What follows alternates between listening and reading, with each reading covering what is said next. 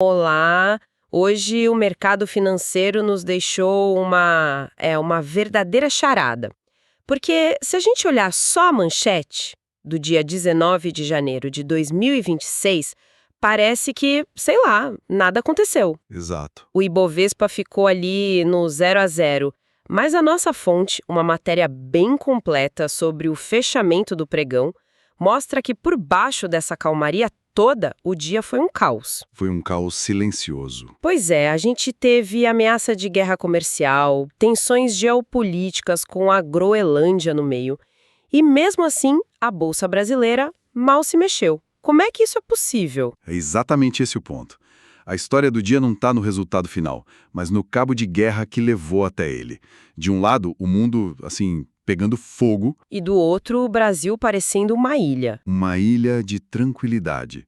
E a nossa missão hoje é entender que forças são essas. Por que o dólar caiu quando tudo indicava que ele deveria subir? E o que, aqui dentro do Brasil, conseguiu segurar as pontas?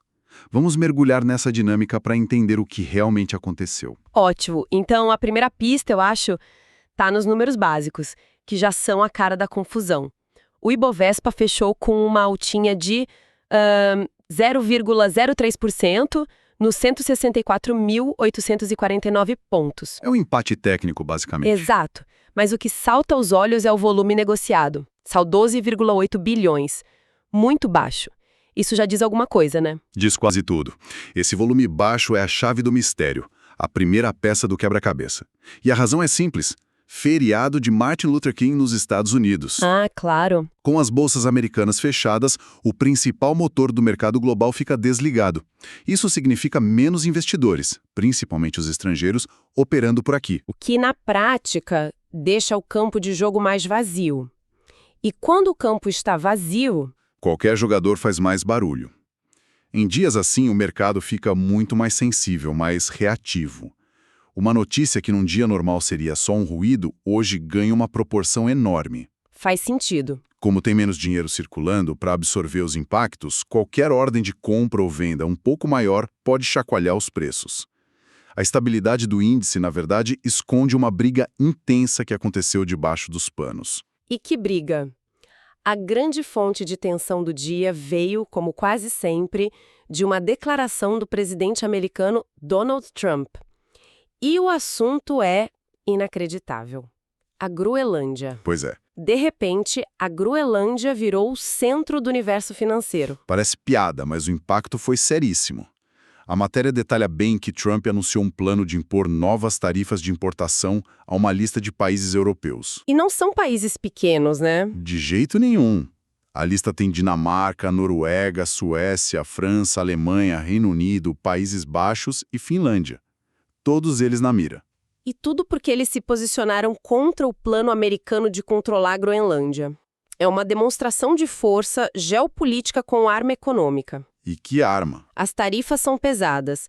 10% já a partir de 1º de fevereiro, com a ameaça de subir para 25% em 1º de junho se eles não mudarem de ideia.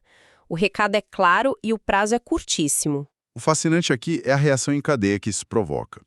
Uma ameaça de tarifas entre EU e Europa aciona, imediatamente um alerta vermelho global. Na hora. Os investidores começam a fugir de qualquer coisa que pareça arriscada. É o famoso movimento de flight to safety, a corrida para a segurança. Eles vendem ações, vendem moedas de países emergentes e procuram um porto seguro. E qual foi o porto seguro da vez? O clássico dos clássicos. A matéria cita uma análise de Bruno Charrini da Nômade, que aponta direto para os metais preciosos. Ouro e prata subiram. O de sempre. É quase um reflexo condicionado do mercado, né? Quando o futuro parece incerto e as grandes potências começam a brigar, os investidores correm para ativos que existem fisicamente, que guardam valor há milênios. Me lembra um pouco outros picos de tensão, como na crise de 2008 ou na guerra comercial com a China. O roteiro se repete. Se repete. O medo global faz o ouro brilhar. Certo, o ouro subiu, faz todo sentido. Mas aí vem a parte mais estranha da nossa charada. A gente aprende desde sempre que, num dia de medo global, todo mundo corre pro dólar, certo? Certo. Que é o ativo mais seguro do mundo. Mas hoje a moeda americana caiu aqui no Brasil. Fechou em queda de 0,16% a 5,36%, o que quebrou a regra dessa vez. Essa é a pergunta de $1 milhão, literalmente. E a resposta mostra como o mercado é cheio de nuances, sabe?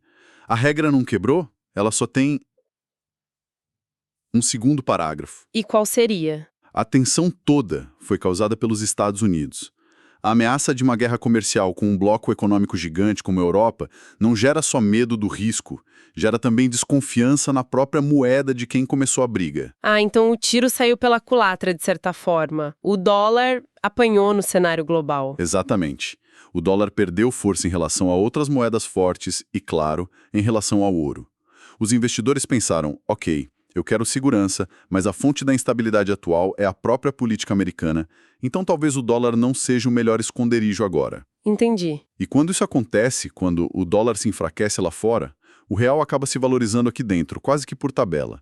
Foi um efeito relativo. Então a queda do dólar hoje não foi por mérito nosso. Não. Foi por demérito da política externa americana no dia.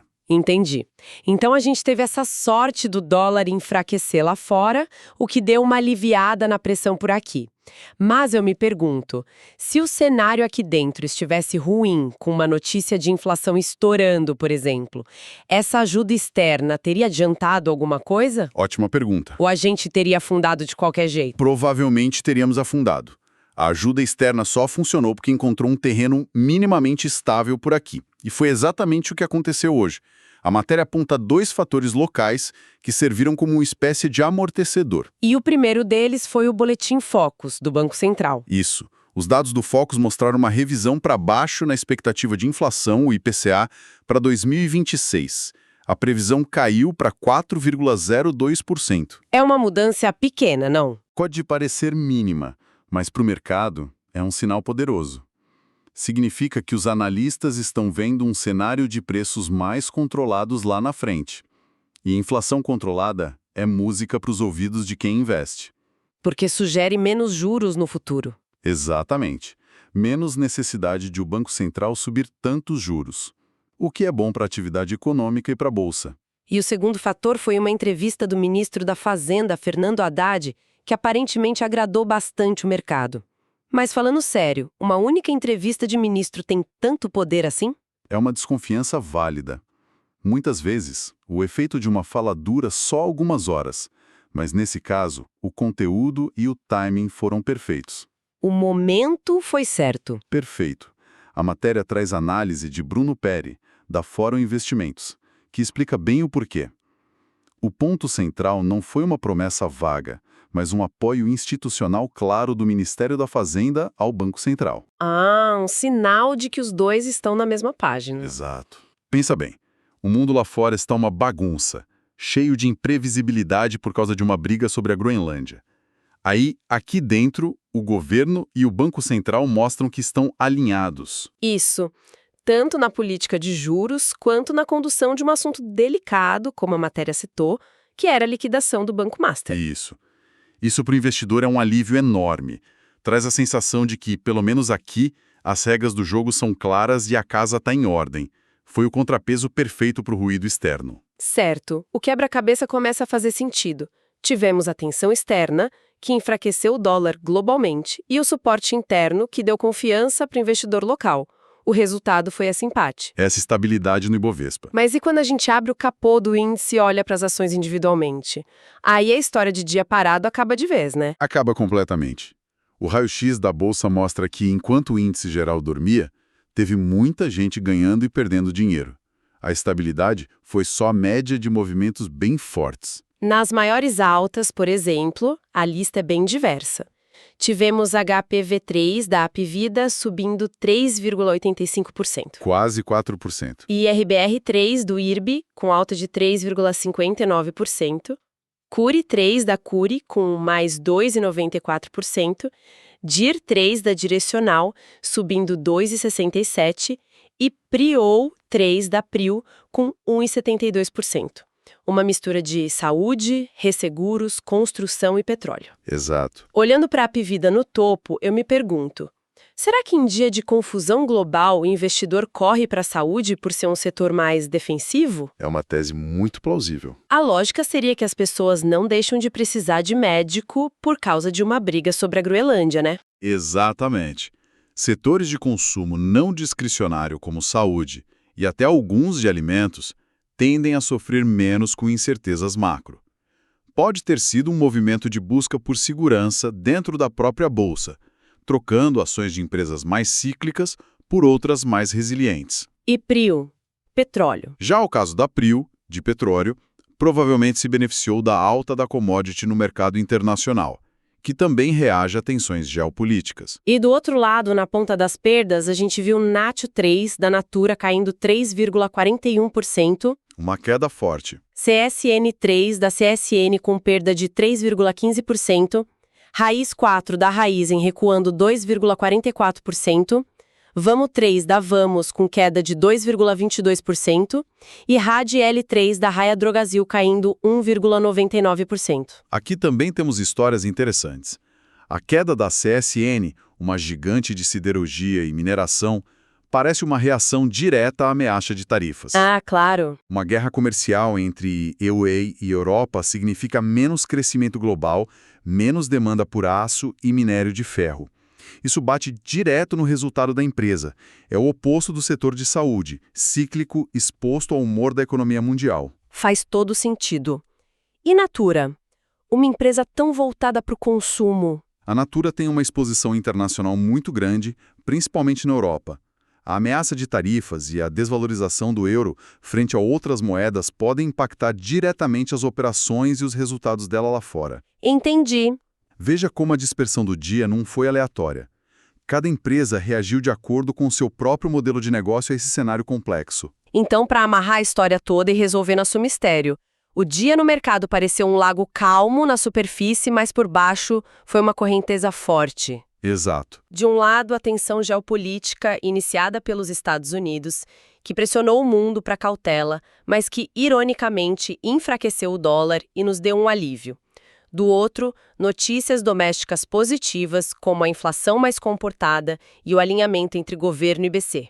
Que funcionaram como uma âncora impedindo que a bolsa afundasse. É a imagem perfeita. E o que esse dia nos ensina de verdade é que o mercado brasileiro vive numa corda bamba. Como assim? A gente tem uma base local que até tenta ser sólida, com fundamentos que dão algum suporte. Mas basta uma declaração do presidente americano sobre um tema distante como a Groenlândia para balançar tudo. A lição é, a estabilidade de hoje foi um acidente, um feliz acaso, não uma virtude. E acidentes não costumam se repetir. Exatamente. E isso nos leva a um pensamento final. A matéria é muito específica sobre os prazos, né? As tarifas americanas entram em vigor em 1º de fevereiro e podem aumentar em 1º de junho. As datas estão marcadas no calendário. Exato. O equilíbrio de hoje foi frágil.